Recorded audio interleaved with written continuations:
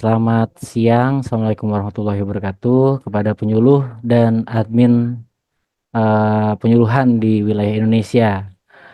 Salam kenal, nama saya Galih Tresnandika. Mohon maaf karena ada kesalahan teknis di hardware kami sehingga tidak bisa open cam. Ya, semoga aja nanti satu kesempatan kita bisa bertemu secara langsung. Baik, izin Bapak Ibu, Bu Rina, Bu Neneng, Pak Andre, semua, saya izin untuk share screen untuk presentasi mungkin sedikit terkait dengan alur pelaporan BOP pada aplikasi ePuslu. Baik, terima kasih. Jadi kita akan mulai, kita bisa akses aplikasi ePuslu untuk 2025 ini di 2025.epuslu.id. Yang sebelumnya saat registrasi mungkin Bapak Ibu membukanya di dev.epuslu.id, itu adalah server untuk development sebetulnya gitu. Tapi sekarang kita sudah ke server production dan bisa diakses di link yang bisa dilihat dalam tampilan.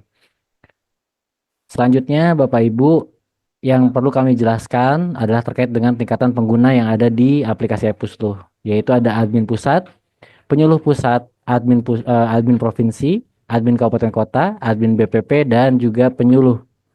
Nah, tindakan atau perannya di dalam aplikasi ini tercantum dalam slide. Intinya adalah penyuluh ini bertindak sebagai pelapor dan yang lain selaku verifikator dan juga pembuat surat rekomendasi dalam aplikasi ePuslu. Modul-modul apa saja yang saat ini sudah aktif di ePuslu 2025, yaitu modul SK penerima BOP. Ini mohon maaf kita upgrade sedikit ya. Jadi modul dokumen penerima BOP di mana nanti Bapak Ibu admin provinsi dan admin kabupaten mengupload SK penerima BOP dan juga RDP penerima BOP gitu. Jadi ada modul seperti itu. Lalu juga ada modul pendaftaran penerima BOP yang mungkin Bapak Ibu sudah lalui saat registrasi. Lalu juga ada lembaga Poktan dan pelaporan BOP. Nah, kami akan menjelaskan lebih detail terkait dengan modul-modul tersebut. Pertama, terkait dengan modul SK penerima BOP. Ini sekali lagi mohon maaf, bukan hanya SK tapi juga RDP untuk uploadnya. Modulnya itu terdapat dalam ePuslu, di mana Bapak Ibu akan melihat tombol bernama dokumen penerima BOP, lalu upload SK dan RDP. Ini slide-nya belum di-upgrade ya. Baik. Selanjutnya Bapak Ibu terkait dengan modul pendaftaran penerima BOP. Nah, di sini Bapak Ibu sudah melalui satu proses di mana Bapak Ibu provinsi mendata penerima BOP di provinsinya. Itu sudah dilalui dan sudah registrasi ya Bapak Ibu ya. Namun yang belum Bapak Ibu, kebanyakan yang belum dibuat itu adalah tentang modul sertifikasi, pelatihan dan juga pelatihan yang dibutuhkan. Nah, di sini ada alurnya untuk penerima BOP. Di awal itu provinsi melakukan import data penyuluh, lalu penyuluh registrasi sehingga merubah status pada pengguna. Oke. Selanjutnya penyuluh dapat login. Nah, apa yang dilakukan setelah login?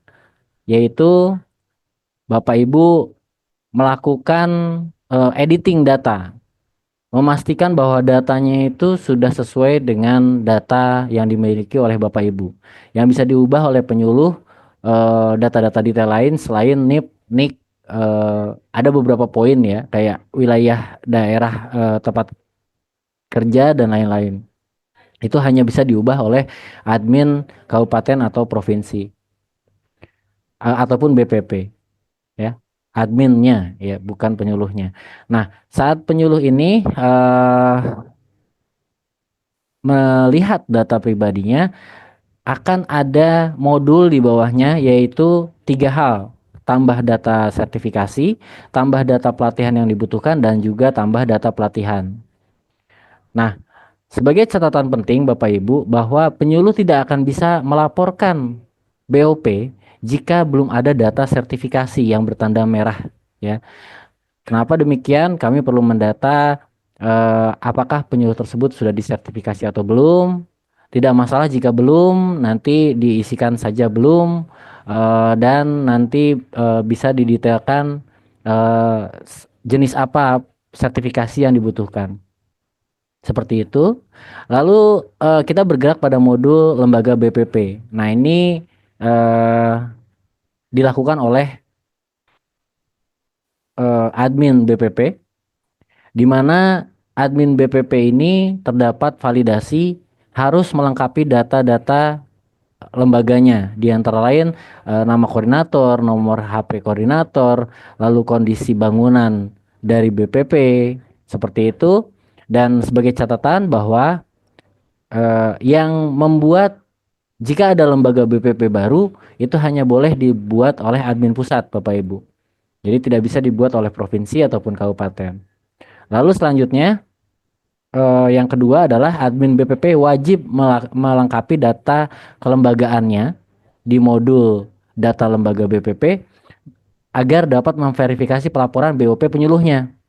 Jadi nanti kami akan jelaskan secara teknisnya laporan BOP dari penyuluh BPP itu tidak bisa diverifikasi oleh admin BPP jika data BPP-nya belum lengkap. Jadi mohon dicek kembali data kelengkapannya, kelengkapan datanya agar dapat bisa melaporkan, memverifikasi pelaporan BOP. Lalu modul lembaga Poktan, lembaga kelompok tani. Nah, di sini adalah data tambahan yang kami butuhkan dari penyuluh-penyuluh, terutama penyuluh BPP, ya, untuk mendata Poktan binaannya. Nah, di sini bisa nanti kita praktekkan, ini hanya alurnya saja, bisa menambahkan data. Dan kenapa harus ada edit? Karena saat sudah membuat datanya baru muncul eh, keterangan di bawahnya Poktan tersebut adalah memproduksi komoditas apa saja dengan luasan berapa, seperti itu. Jadi perlu dilakukan alur ini. Lalu kita mulai ke modul yang ditunggu-tunggu, yaitu modul pelaporan BOP, di mana terdapat beberapa submodul, ya. Modul pelaporan, modul verifikasi laporan, modul surat rekomendasi. Nah, ini alurnya agak jelimet, tapi semoga Bapak Ibu bisa mengikuti. Jadi di sini ada 3 jenis laporan. Ada laporan BPP, laporan KAP, laporan PROF. Nah, masing-masing ini akan memiliki alur berbeda, di mana penyuluh BPP itu berarti laporan BPP saat sudah memiliki 4 kegiatan dalam pelaporan BOP-nya, baru bisa dikirim minimal, ya, minimal 4 kegiatan, bisa 5, bisa 10 kalau memang dibutuhkan, ya. Itu dalam 1 bulan laporan tersebut bisa dikirim untuk diverifikasi BPP. Statusnya adalah menunggu konfirmasi koordinator BPP. Seperti itu. Untuk kabupaten akan menunggu konfirmasi kabupaten kota saat sudah dikirim. Lalu laporan provinsi akan menunggu konfirmasi provinsi saat sudah dikirim. Nah, masing-masing punya alurnya berbeda, di mana untuk penyuluh BPP harus ada verifikasi BPP dulu, ya, diverifikasi BPP, oke, diterima laporannya. Jika ditolak, akan memiliki status ditolak oleh BPP. Seperti itu, maka nanti penyuluh tersebut harus merubahnya, mengeditnya. Dan kalau waktunya memang sempat, di antara lain belum direkomendasikan oleh kabupaten kota, maka laporan tersebut masih bisa masuk ke dalam eh, surat rekomendasi bulan tersebut. Jika ternyata kabupaten ini sudah membuat surat rekomendasi, gitu ya, sudah membuat surat rekomendasi, maka pada bulan Januari misalkan, ya, maka laporan BPP ini terpaksa direkap pada bulan depan. Seperti itu. Begitu juga di laporan kabupaten. Laporan kabupaten menunggu konfirmasi kabupaten, diverifikasi oleh kabupaten. Nah, jika ditolak, ditolak oleh kabupaten kota seperti ini. Nah, nanti sekali lagi, Jika surat rekomendasinya sudah dibuat, maka laporan kabupaten ini akan ditunda hingga bulan depan atau direkap ke bulan depan. Begitu juga dengan laporan provinsi seperti itu. Nah, alur verifikasi ini adalah alur verifikasi laporan, ya. Nah, dari verifikasi ini akan lari ke surat rekomendasi kabupaten dan surat rekomendasi provinsi. Nah, saat sudah dibuatkan surat rekomendasi provinsi diterima, ya, laporannya diterima, proses rekomendasi kabupaten kota. Nah, ini adalah status yang akan mengunci laporan-laporan mana saja yang sudah siap untuk dibuatkan surat rekomendasi. Nah, masuk ke surat rekomendasi, dibuatkan surat rekomendasi seperti tahun kemarin kita sudah buatkan surat rekomendasi template-nya, jadi bisa diekspor, lalu ditanda tangan, diberi di print out, ditanda tangan basah, dicap basah, dan juga diberi kop surat, di scan kembali, diupload ke dalam sistem, Bapak Ibu. Saat sudah diupload ke dalam sistem, maka otomatis surat rekomendasinya akan berubah status direkomendasikan ke pusat. Begitu juga dengan laporan-laporannya.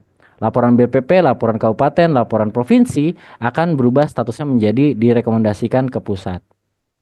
Nah, di sini Bapak Ibu, verifikasi laporan pusat akan memverifikasi hanya laporannya saja. Laporan mana yang memang sesuai, laporan mana yang tidak kurang sesuai, misalkan dari sisi fotonya tidak menggunakan open cam atau tidak sesuai dengan etika pelaporan, maka bisa ditolak. Nah, pada posisi ini Bapak Ibu, jika ditolak oleh pusat, ya, penyuluh ini bisa memperbaiki laporan pada bulan tersebut, namun harus menunggu antrian di bulan depan. Jadi hanya bisa direkomendasikan di bulan depan. Artinya surat rekomendasi provinsi dan kabupaten kota hanya bisa dibuat satu kali dalam satu bulan. Tadi disampaikan oleh Bu Rina bahwa pusat juga mengeluarkan surat pembayaran BOP, ya. Hal tersebut tidak bisa dikeluarkan lebih dari satu kali dalam satu bulan per wilayah. Itu sebabnya Bapak Ibu berhati-hati dalam melaporkan pelaporan BOP ini, ikuti kaidah-kaidahnya. Oke, jadi verifikasi laporan pusat ini akan memverifikasi laporan mana laporan BPP, laporan kabupaten atau laporan provinsi yang diterima atau ditolak, ya. Sebetulnya secara teknisnya hanya menolak, ya, memilih salah satu atau salah dua yang ditolak, atau bagusnya kalau ternyata pas dilihat laporannya, oh ini bisa diterima semua. Gitu. Jadi tidak perlu melakukan action terhadap laporan. Jika sudah diverifikasi, oke, bisa dilanjut. Nanti Bapak Ibu, pusat akan memverifikasi surat rekomendasi provinsi. Ini tidak bisa ditolak, hanya bisa diterima. Artinya, surat rekomendasi ini diterima, semua laporan BPP kabupaten provinsi yang tidak, yang statusnya bukan ditolak pusat, gitu ya, akan otomatis berubah statusnya menjadi diterima pusat. Lalu sudah diterima pusat, nanti penyuluh pusat akan mengenerate laporan rekomendasi pembayaran yang nantinya di luar dari sistem akan ada prosedur memverifikasi apakah ini bisa dikeluarkan surat pembayaran BOP-nya atau tidak. Nah, setelah oke, maka nanti Bapak Ibu, eh, penyuluh pusat akan mengklik dibayarkan, ya. Saya tombolnya kata-katanya seperti itu, ya. Saat diklik maka nanti otomatis by system akan membuat link untuk surat pembayaran BOP yang bisa dibuka oleh BPP, admin provinsi, admin kabupaten kota, ya, dan juga penyuluhnya. Penyuluhnya juga bisa lihat surat rekomendasi pembayaran. Jadi seperti itu alurnya. Jadi sekali lagi saya sampaikan catatan pentingnya untuk pelaporan BOP. Pelaporan BOP minimal 4 kali, ya, sebelum bisa disubmit. Minimal 4 kali. Lalu kedua, surat rekomendasi provinsi kabupaten kota hanya bisa dibuat satu kali dalam satu bulan. Pelaporan yang tertinggal masuk rekapitulasi bulan depannya untuk bisa direkomendasikan. Jika sudah diedit ya, jika sudah diperbaiki. Pelaporan yang ditolak pusat akan otomatis direkap di bulan depan. Jadi itu catatannya dan saya sudah merekap beberapa catatan penting Bapak Ibu. Satu, penyuluh tidak bisa melaporkan jika sertifikasinya belum terisi. Lalu mohon dicek kembali data data Bapak Ibu dalam aplikasi khususnya untuk penyuluh apakah sudah betul atau belum dari golongannya, dari data-data yang Bapak Ibu bisa rubah. Jika Bapak Ibu tidak bisa rubah, maka mohon dilaporkan ke admin kabupaten kota ataupun provinsi. Lalu BPP tidak bisa memverifikasi jika data lembaga BPP-nya masih belum lengkap, yaitu tadi nama koordinator dan lain-lain. Lalu pelaporan BOP minimal 4 kali kegiatan sebelum bisa disubmit. Surat rekomendasi provinsi kota hanya bisa dibuat 1 kali dalam 1 bulan. Pelaporan yang tertinggal masuk rekapitulasi bulan depannya untuk bisa direkomendasikan. Lalu pelaporan yang ditolak pusat akan otomatis direkap di bulan depan. Penyuluh wajib memberikan status apakah. Nah, ini yang paling penting Bapak Ibu di 2024 kita ada miss di sini. Ya. Jadi seharusnya setelah pusat memverifikasi bahwa BOP sudah dibayarkan, penyuluh-penyuluh wajib untuk memberikan status BOP sudah diterima. Menandakan bahwa BOP sudah diterima. Nah, validasinya jika tidak ada di bulan sebelumnya tidak ada status BOP sudah diterima, maka belum bisa melaporkan pelaporan di bulan depannya. Selalu perhatikan notifikasi Bapak Ibu. Jadi kita sudah mengaktifkan notifikasi, nanti kita akan perlihatkan ada lonceng di atas yang mengetahui bahwa laporan tersebut ditolak atau diterima. Lalu untuk mencegah rekapitulasi di bulan depan dan lain-lain, pastikan laporan sesuai dengan aturan dan etika yang berlaku. Dan kalau bisa disesuaikan laporannya adalah pada bulan yang bulan tersebut, gitu ya.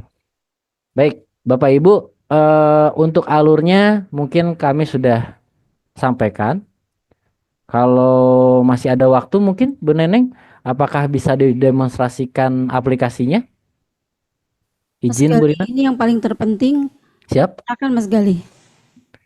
Yang paling terpenting adalah terkait dengan validasi-validasi yang akan menghambat alur proses sistem, Bapak Ibu.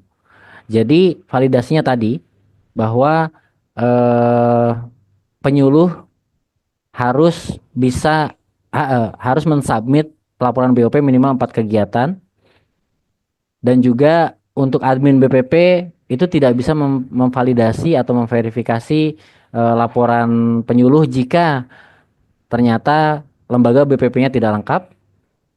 Lalu penyuluh juga wajib untuk mengisikan data sertifikasi. Lalu penyuluh wajib untuk memberikan status BOP sudah diterima gitu ya. Hingga untuk melaporkan di bulan depannya. Kalau misalkan statusnya belum diterima, maka penyuluh belum bisa melaporkan di bulan depannya. Dan satu lagi mungkin Bu Neneng izin surat rekomendasi provinsi dan kabupaten kota hanya bisa dilakukan 1 kali dalam 1 bulan. Seperti itu. Baik, Mas Gali, untuk mempersingkat waktu, boleh diperagakan atau disimulasikan untuk e-puslo ini? Baik, terima kasih izin Bu Rina, Bu Neneng dan rekan-rekan semua. Saya sudah memiliki beberapa data dummy dan ini di localhost atau di laptop saya bukan di server, di mana saya bisa masuk sebagai penyuluh BPP. Ini saya mencoba untuk alur yang paling terjauh ya, paling panjang, yaitu kita akan masuk sebagai penyuluh dulu untuk melakukan cek data dan cek modul.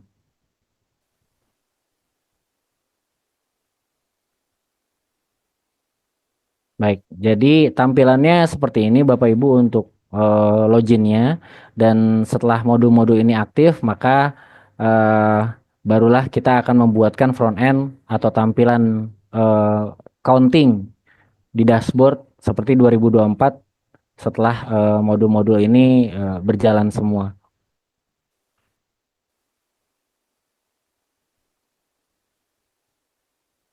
Ya, sekali lagi Bapak Ibu, nanti Bapak Ibu bisa mengakses eh, aplikasinya di 2025.epusluh.id ya. Nanti saat masuk login sebagai penyuluh akan disuguhi data-data sebagai berikut. Modul-modul ada 3 tombol ya, yaitu daftar BPP, laporan BOP, daftar penerima BOP. Nah, untuk melakukan pelaporan, diklik laporan BOP.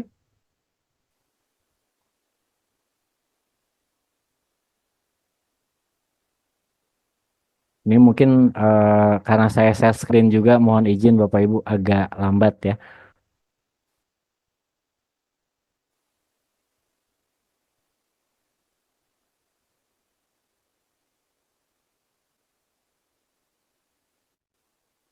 Ya. Jadi Bapak Ibu, eh, ini tidak akan terjadi jika di online karena sudah. Nah, ini akan ada tanda seperti ini. Pada bulan Januari, laporan BOP belum ada laporan, mohon lakukan pelaporan. Februari, Maret, dan seterusnya hingga Desember 2025. Nah, di sini kita tidak bisa melakukan pelaporan. Kenapa? Karena akun BPP, akun penyuluh BPP ini belum mendata sertifikasinya. Jadi yang perlu dilakukan kita klik tambah data sertifikasi, dia akan mengarahkan kita, aplikasi ini akan mengarahkan kita ke data penerima BOP sebetulnya. Kita perlu edit data kita di daftar penerima BOP. Ini saya selaku penyuluh BPP ya Bapak Ibu ya. Nah ini mohon dicek data-datanya apakah sudah betul ya. Ada data-data yang memang tidak bisa dirubah oleh level penyuluh. Namun seperti TMT, pendidikan terakhir dan lain-lain ini bisa dirubah ya. Wilayah binaan juga bisa diubah. Nah, Bapak Ibu, yang perlu diisikan tadi ternyata ada saat kita mau mengisikan laporan BOP ada warning ya, ada notifikasi bahwa tidak bisa melakukan pelaporan karena ada sorry, ini saya laki. Tadi ada warning bahwa harus menambahkan sertifikasi gitu ya. Nah, di mana kita bisa menambahkan data sertifikat tersebut itu adalah di modul yang ada di bawah sini. Kita butuh data sertifikasi kompetensi penyuluh pertanian, lalu ada pelatihan kompetensi penyuluh pertanian dan kebutuhan pelatihan untuk penyuluh pertanian. Jadi kita perlu mendata terutama sertifikasi kompetensi penyuluh pertanian. Kita langsung cepat saja untuk pelatihan kompetensi dan pelatihan kebutuhan lain ini memang diperlukan datanya, namun untuk saat ini kami tidak demokan ya. Nah ini kita buat hanya satu data saja. Jadi apakah Anda sudah memiliki sertifikasi? Bisa sudah, bisa belum. Jika belum, maka nanti akan muncul skema sertifikasi yang dibutuhkan. Skema sertifikasi yang dibutuhkan adalah pilihannya, drop down-nya terlihat Bapak Ibu izin? Saya Terlihat klik Mas Galih, terlihat. terlihat ya, oke. Biasanya saat saya share screen drop down-nya tidak terlihat. Oke, pilihan skema sertifikasi yang dibutuhkan advisor, supervisor, fasilitator, dan fasilitator SLTA. Itu. Ini bisa dipilih jika belum. Jika sudah, maka kita perlu untuk mendata skema sertifikasi yang sudah dimiliki, misalkan advisor, nomor sertifikasinya, misalkan seperti itu, penyelenggaranya siapa? Misalkan Dinas Pertanian. Seperti ini, tanggal pelaksanaannya kapan? Ini bisa dicantumkan. Oke, ini contoh saja. Kita buat data. Berarti penyuluh ini sudah memiliki sertifikat kompetensi. Nah, saat sudah ada sertifikasi kompetensi seperti ini, penyuluh tidak bisa membuat lagi karena hanya butuhkan data satu. Nanti jika memang ada upgrade, misalkan ada perubahan data, itu tinggal diubah saja, diklik di barisnya, lalu kita bisa ubah datanya seperti itu. Nah, setelah data sertifikasi terisi, maka laporan BOP bisa dilaporkan di sini. Jadi ini tombol ini tidak akan muncul jika belum ada sertifikasi dari penerima BOP-nya.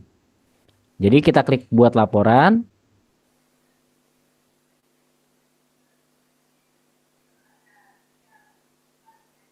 Astagfirullah, maaf maaf Bapak Ibu. Jadi mohon maaf atas gangguannya. Ini modulnya jadi terbuka semua, tapi kita akan menjelaskan sesuai dengan alurnya saja. Jadi Bapak Ibu tadi kita di pelaporan BOP itu akan dipilih bulan mana yang akan kita laporkan. Nah, jika kita sudah mengklik tambah laporan, maka tombol ini berubah menjadi ubah lapor, ya, statusnya draft. Dalam arti laporan Januari sebenarnya sudah ada, cuma statusnya draft dalam proses pelaporan. Nah, kita klik ubah laporan di sini. Nah, di sini akan muncul Bapak Ibu pelaporan di bulan Januari, laporan BOP di bulan Januari, laporan kegiatannya. Apa saja yang perlu diisi Bapak Ibu?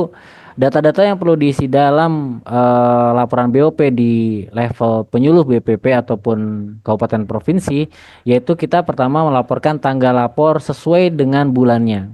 Jadi kalau misalkan sekarang bulan Januari, maka yang dilaporkan adalah per bulan Januari gitu ya. Nah, ruang lingkup kegiatan. Nah, di sini ada ruang lingkup perencanaan, pelaksanaan, pengembangan metode, evaluasi dan monitoring dan juga lainnya. Nah, ini misalkan ruang lingkup kegiatannya kita adalah perencanaan. Drop down di ruang lingkup kegiatan itu akan merubah uraian kegiatan di sebelah kiri. Nah, ini adalah sesuai dengan perencanaan. Ini ada penyusunan programa, identifikasi potensi wilayah dan lainnya. Nah, kalau misalnya kita pilih pelaksanaan, maka uraian kegiatannya pun berubah. Itu. Nah, jadi kalau misalnya kita contohkan di kitab perencanaan, programa, materi kegiatan eh, perencanaan seperti itu. Metode kegiatannya apakah latihan, kunjungan, supervisi, pertemuan dan lain-lain, ini bisa dipilih seperti itu. Nah, ini adalah target atau sasaran kegiatan. Jadi pada kegiatan ini sasarannya siapa aja? Misalnya petani usia di atas 39 tahun. Nah, ini teks sasaran ini tidak bisa diedit ya kecuali kita pilih lainnya. Kalau kita pilih lainnya, maka kita baru bisa mengetikkan eh, apapun di sini. Nah, jumlah sasarannya misalkan ada 12. Nah, jika ternyata ada eh, sasaran lain, ya, kita bisa klik tambahkan sasaran kegiatan. Di sini, Poktan, sasarannya, jumlah sasarannya ada 12 juga, misalnya seperti itu. Lokasi kegiatan di mana? Misalkan di dinas. Lalu hasil outputnya adalah rencana kerja, misalnya seperti itu ya. Nah, ini diperlukan dokumentasi atau bukti kegiatan dilaksanakan. Nah, dokumentasi ini hanya bisa diupload berbentuk foto, Bapak Ibu. Jadi diharapkan sesuai dengan yang dibutuhkan, ya. Dan ini nanti akan dicek pelaporannya oleh admin BPP, Kabupaten Kota dan Provinsi. Nah, pastikan pengunggahan selesai, Bapak Ibu. Nah, jika pengunggahan selesai, dia akan tandanya berwarna hijau dan tombol buatnya di sini akan otomatis ada tulisan buat seperti ini. Nah, banyak sekali bertanya kalau buat dan buat lainnya bagaimana? Nah, kalau buat dan buat lainnya, kalau kita klik, dia akan otomatis menyimpan data ini plus kita bisa langsung membuat datanya kembali di sini tanpa kita harus tutup formnya. Bapak Ibu. Jadi kita bisa klik juga tanggal lain, ya langsung saja kita buatkan karena minimal laporan BOP ini ada 4 kegiatan, gitu ya. Saya akan demokan hingga ada 4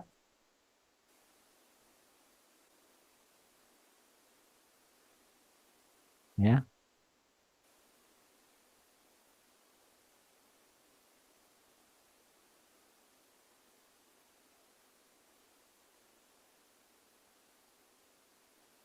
Nah, ini karena prosesnya lama, kita akan coba suntikan dari database untuk waktunya.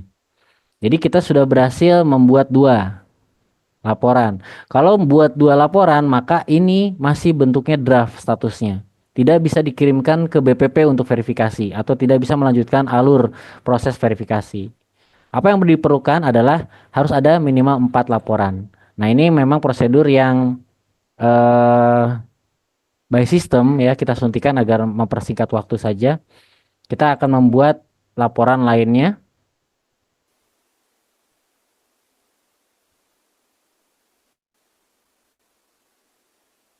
Ini kita buat 4. 3,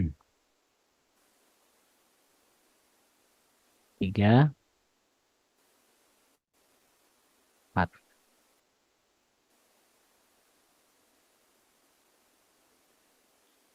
Jadi Bapak Ibu, secara cepatnya laporan ini akan otomatis menjadi ada 4 laporan yang berada di Januari. Nah, setelah ada 4 seperti ini, Bapak Ibu tetap bisa melaporkan jika memang kurang. Tapi jika Bapak Ibu merasa cukup, Bapak Ibu cukup kirim laporannya. Ada tombol di sini ataupun ada pada tabel di depan. Ya, di tabel laporan BOP di sini ada bulannya. Nah, di sini kita bisa klik kirim laporan atau ubah laporan lagi atau Bapak Ibu bisa klik di sini. Nah, kalau Bapak Ibu klik di sini maka laporan BOP ini akan terkunci di mana Bapak Ibu akan ditanya dulu apakah Anda yakin untuk mengirimkan ini. Nah, jika sudah dikirim, kita akan melihat bahwa data di Januari itu menunggu konfirmasi koordinator BPP. Nah, step selanjutnya Bapak Ibu, kita harus masuk sebagai koordinator BPP. Saya di sini izin untuk BPP Bakongan untuk mendemokan BPP Bakongan memverifikasi pelaporan penyuluhnya. Di sini tadi di notes bahwa BPP tidak bisa melakukan verifikasi jika datanya belum lengkap. Di sini kita bisa lihat data BPP masih belum lengkap ya untuk demonya. Di sini. Nah, di sini lengkapi data BPP untuk melanjutkan proses pelaporan. Di sini kita cek di verifikasi laporan BOP. Ini kita lihat data di bulan Januari bisa dilihat total laporannya ada 1, belum diverifikasi ada 1. Kita lihat datanya.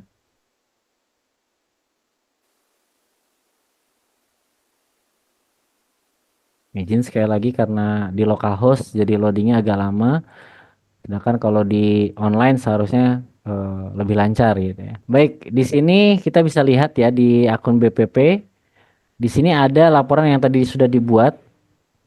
Muswir ya, penyuluh BPP menunggu konfirmasi koordinator BPP. Nah, ini hanya bisa hanya bisa melihat laporan, tidak bisa memverifikasi. Kenapa? Karena ternyata BPP itu belum melengkapi datanya. Yang perlu dilakukan adalah di lembaga daftar BPP.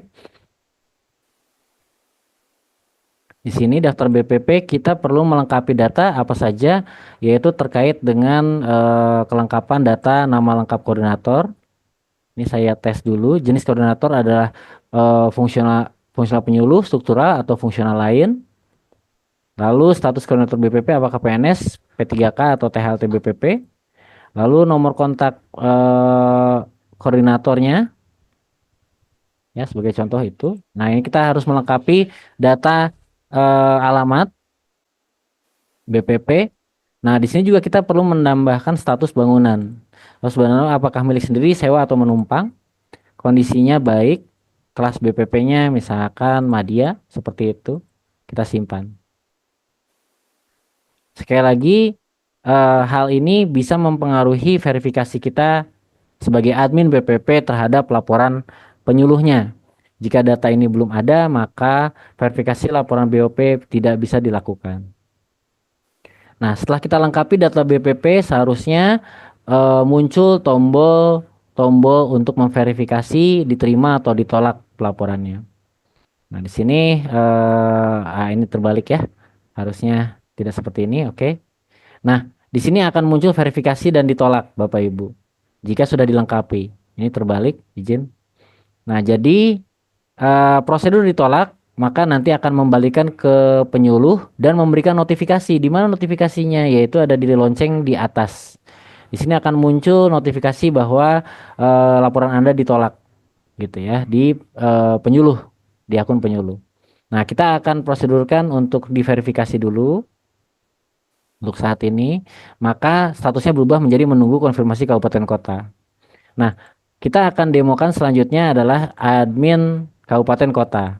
Izin Kabupaten Aceh Selatan, saya pinjam akunnya untuk sementara ini untuk demo.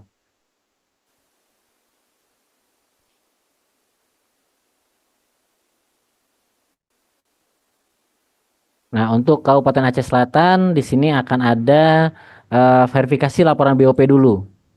Jadi harus diverifikasi dulu laporannya sama seperti BPP tadi. Di sini ada status belum diverifikasi. Kita lihat data. Ini akan terbagi dua antara verifikasi laporan BPP dan laporan BOP Kabupaten Kota. Nah, ini ada angkanya mana yang harus diverifikasi Bapak Ibu. Angka 1 ini belum diverifikasi. Oke, kita verifikasi. Maka statusnya proses rekomendasi Kabupaten Kota. Kalau sudah proses rekomendasi Kabupaten Kota, maka kita bisa bergerak ke surat rekomendasi BOP Bapak Ibu. Di surat rekomendasi BOP, di sini ada jumlah laporan siap direkomendasikan, ada 1. Nah, ini kita bisa lihat datanya. Lihat data ini untuk membuat surat rekomendasi ya Bapak Ibu ya. Oke, kita buat surat rekomendasi kabupaten kota yang saya sebutkan tadi bahwa surat rekomendasi ini hanya bisa dibuat 1 kali dalam 1 bulan. Seperti ini. Nah, sudah dibuatkan, maka semua laporan-laporan yang ada di Kabupaten Aceh Selatan sudah dibuatkan surat rekomendasi, dalam arti sudah tidak bisa membuat lagi. Tapi selama ini masih draft statusnya, datanya masih bisa diubah Bapak Ibu. Ya. Nah, setelah ini sudah ada datanya, maka kita bisa download template surat rekomendasi. Nah, download surat rekomendasi ini akan menghasilkan satu dokumen Word, surat rekomendasi BUP Kabupaten, yang bisa dilihat hasilnya seperti ini. Ya, surat rekomendasi pembayaran operasional. Nah, ini sesuai dengan kabupatennya. Tahun bulan Januari 2025. Ini adalah yang tadi kita masukkan datanya, pejabatnya siapa yang menandatangani surat rekomendasi ini. Lalu jumlah totalnya bisa terlihat dan lampiran per jenisnya apa? PNS, PPPK, THL, dan jumlah totalnya. Ini tanda tangannya. Dan ini adalah listing dari nama penyuluh yang direkomendasikan. Sudah by system, ini Bapak Ibu tinggal print, tanda tangan, berikan kop surat dan dicap, lalu diupload lagi ke dalam sistem melalui modul upload surat rekomendasi. Surat rekomendasi ini hanya menerima data PDF Bapak Ibu. Jadi di sini kita hanya bisa mengupload PDF. Saya akan pilihkan yang paling kecil aja. Nah, kita harus tunggu sampai mengunggah berkasnya itu selesai. Oke, ini adalah surat rekomendasinya, kita simpan. Nah, jika surat rekomendasi sudah diupload, maka statusnya tombol-tombolnya akan hilang, statusnya dirubah menjadi direkomendasikan ke pusat si data rekomendasinya. Begitu juga dengan laporan-laporannya, langsung berubah statusnya menjadi direkomendasikan ke pusat. File surat rekomendasi bisa di-download di sini dan kita bisa lihat hasilnya seperti itu. Nah, setelah ini alur berpindah dari kabupaten kota ke provinsi. Namun sebelum itu Bapak Ibu, saya ingin menyampaikan terkait dengan data. Oh, belum dibuka. Izin ya. Sebetulnya ada upload dokumen untuk penyuluh yang isinya hanya upload SK dan upload RDP, namun belum dibukakan. Izin. Nah, selanjutnya Bapak Ibu, alur BOP akan beralih ke provinsi. Sorry, langsung ke pusat ya, dari kabupaten ke pusat. Hal itu atau laporan itu akan dilaporkan oleh penyuluh pusat. Ini izin Bu Neneng, Bu Rina sekaligus dengan penyuluh pusatnya saja kita sosialisasi atau bagaimana? Penyuluh pusatnya nanti saja, ini hanya untuk daerah saja Pak. Oh ya baik, kalau gitu saya hanya langsung mendemokan diterima oleh pusat ya Bapak Ibu ya. Jadi nanti penyuluh pusat akan membuat memverifikasi surat rekomendasi di kabupaten kota dan provinsi sini ya. Jadi bisa dilaporkan, melanjutkan proses. Ini konfirmasi. Ini nanti diterima pusat. Kalau sudah diterima pusat, maka bisa direkomendasikan untuk dibayarkan.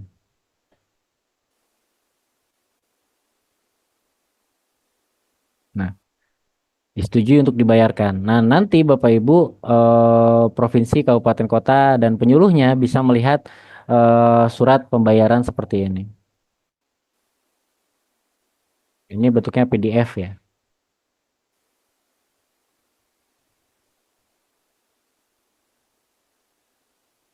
Ini bentuknya PDF dan eh, download. Jadi seperti ini. Siapa yang menandatangani? Ini surat dibayar. Oke, baik. Nah, jadi proses alur pelaporan BOP sudah selesai. Dari sisi verval, dari sisi verifikasi. Namun Bapak Ibu harus diingat untuk penyuluh yang sudah statusnya diterima oleh pusat itu perlu untuk mengupdate status apakah laporan di bulan tersebut BOP-nya sudah diterima atau belum. Ini sangat penting Bapak Ibu agar kita bisa mengetahui BOP-nya sudah diterima atau belum pada bulan tersebut. Nah, di sini ada status berikan status BOP bulan sebelumnya sudah diterima. Jika sudah diterima Bapak Ibu. Jika belum, maka belum diklik BOP sudah terima, maka tidak bisa melaporkan di bulan selanjutnya.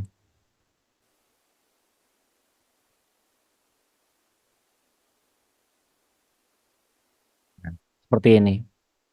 Nah, mungkin alur BOP selengkapnya seperti itu Bapak Ibu. eh saya kembalikan lagi ke Bu Neneng untuk mempersingkat waktunya. Terima kasih. Mungkin selanjutnya Mas Gali bisa ada beberapa pertanyaan yang disampaikan tadi mengenai RPD itu diuploadnya bagaimana, terus open kamera di upload open kamera atau tidak. Silakan Mas Gali. Baik, terima kasih Bu Neneng, terima kasih kakak-kakak semua. Saya nyebutnya izin kakak-kakak ya, karena kita masih 17 tahun mungkin.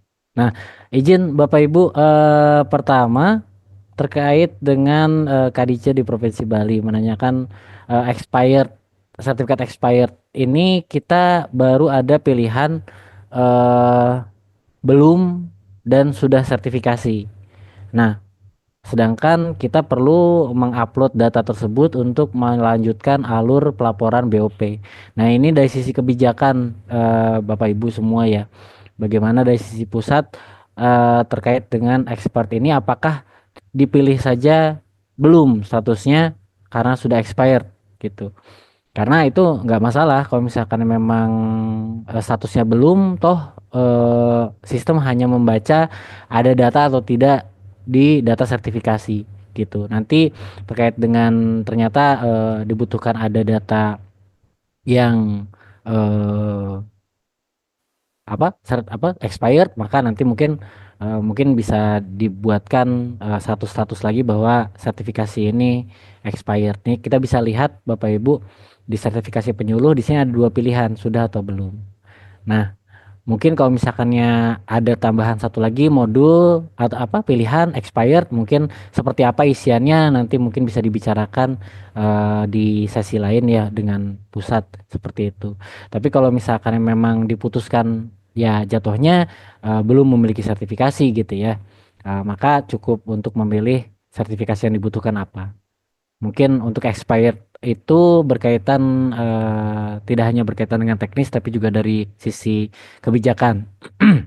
Lalu ada pertanyaan terkait dengan Poktan untuk penyuluh provinsi bagaimana? Penyuluh provinsi atau kabupaten kota. Sebetulnya dari 2024 yang mengisi data Poktan itu adalah penyuluh BPP.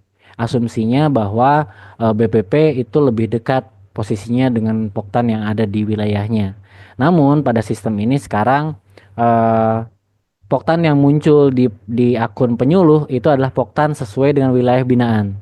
Dalam arti penyuluh provinsi, penyuluh kabupaten kota, ataupun BPP itu sendiri bisa menambah kelompoknya jika diperlukan.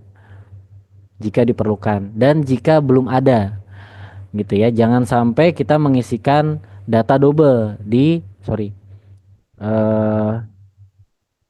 di akun eh, penyuluh kabupaten kota, provinsi dan juga BPP. Kita menyebutkan ada kelompok A di desa Anu, nah itu harus dicek betul apakah di wilayah binaannya sudah ada kelompok tersebut. Nah, selanjutnya pertanyaannya terkait dengan username, password dan ya, apakah sama dengan tahun lalu untuk yang admin ya, admin provinsi, admin kabupaten kota dan juga BPP itu sama jawabannya, kecuali BPP yang baru saja dibuat. Nah, itu harus berkomunikasi dengan pusat bagaimana prosedur pembuatannya ya. Jadi sekali lagi saya bukan admin pusat, saya developer. Nah, untuk kebijakan pembuatan BPP akunnya itu untuk kerahasiaan data kita dan keamanan data kita lebih baik dibuatkan oleh pusat. Seperti itu. Lalu laporan BOP tentang lewat YouTube dan lain-lain sesuai dengan isian saja Kak Dice, apakah penyuluh tersebut melakukan kegiatan sesuai dengan pilihan di form? Karena di pilihan di form lebih ke metode ataupun materi yang disampaikan, bukan lewat media apa disampaikannya. Saya coba cek dulu untuk di laporan BOP-nya. Nah, di sini di laporan BOP.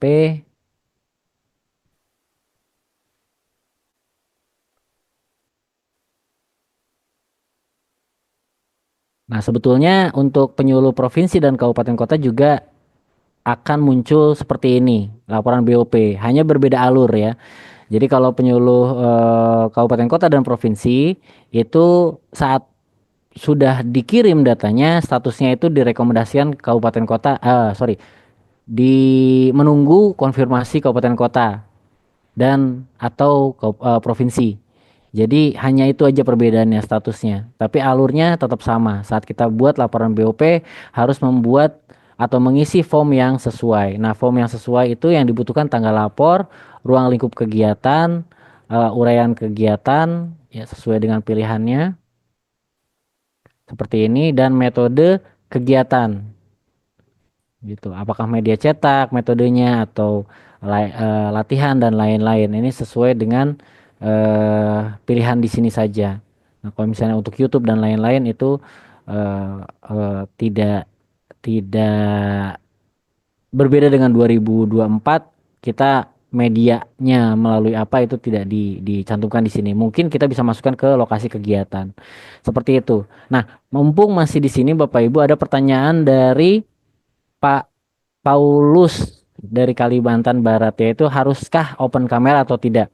Saya mendapatkan informasi yang saya dapatkan sebelumnya ada beberapa regulasi atau aturan main saat mengupload dokumentasi ini sehingga bisa diterima oleh penyuluh pusat itu adalah open kamera. Nah, saya juga kurang tahu untuk yang 2025 ini apakah peraturannya sama dengan seperti itu atau tidak untuk open kamera. Kembali lagi ke kebijakan untuk Pak Paulus open kamera atau tidak. Kapan pelaporan bisa dilakukan juga kami masih menunggu Bapak Ibu. Ya, sebetulnya di server ini sudah disiapkan modul-modulnya sudah ada. Tinggal kita checklist-checklist aja untuk mengaktifkan gitu. Cuma kami masih menunggu kapan mulai ditembakkan apa tanda go-nya atau lampu hijaunya seperti itu. Seperti itu untuk pelaporan BOP, lalu di mana upload SK dan RPD. Tadi saya salah sebut ya RDP ya, RPD. Nah, Bapak Ibu izin pada modul nantinya di online ini belum ada ya, belum Bapak Ibu bisa lihat, tapi di super adminnya sudah ada. Itu ada di modul data penyuluh. Di sini ada dokumen penerima BOP. Nah, dokumen penerima BOP kita klik ya. Ini kata-katanya masih salah, nanti kami akan perbaiki. Ini sebelumnya hanya mengupload SK, tapi karena tadi barusan ada perubahan, ternyata ada upload R RPD, maka kita sudah buatkan formnya. Jadi kita cukup klik buat, maka nanti di sini akan muncul, sorry,